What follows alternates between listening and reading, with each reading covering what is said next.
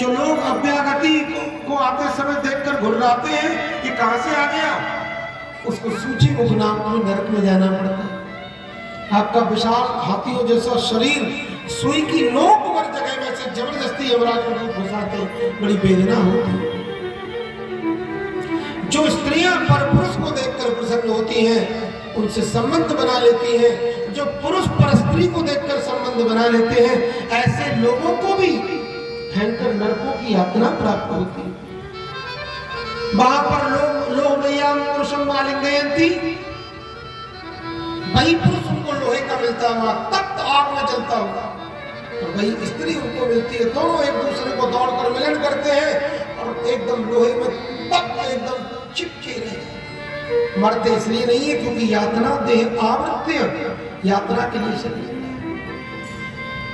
अपने माता पिता को जो दुख देते हैं, ऐसे लोगों को सभी नरकों में जाना पड़ता।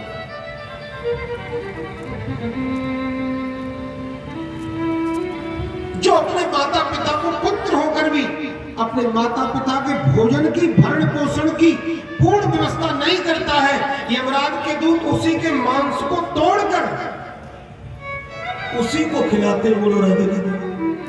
सुमांसम खा रहे। इसलिए माता पिता गुरु अपने बुजुर्गों का कभी अपमान ना करें, उनका सदैव सम्मान। ये जो शरीर है ना, ये सब हमारे माता पिता का ही तो दिया हुआ शरीर।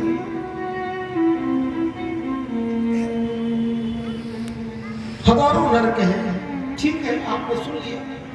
नरकों का ही वर्णन हो तो 2-3 दिन चलता रहेगा, इतना लिखा हुआ है।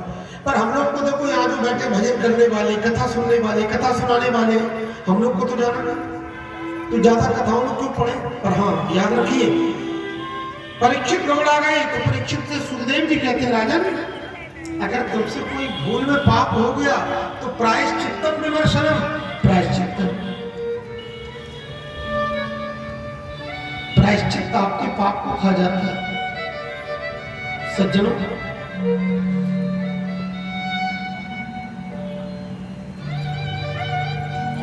परीक्षित बोले, महाराज मेरा क्या होगा। बोले, राजन तुम्हारा कुछ नहीं होगा।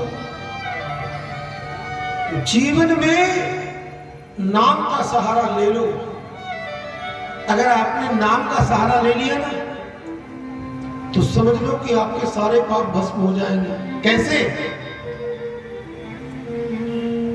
जैसे रात्रि का अंधकार होता है ना, तो रात्रि के अंधकार के बाद में जब सूर्य निकलते हैं तो सारा अंधकार कहाँ जाता है, गायब हो जाता है।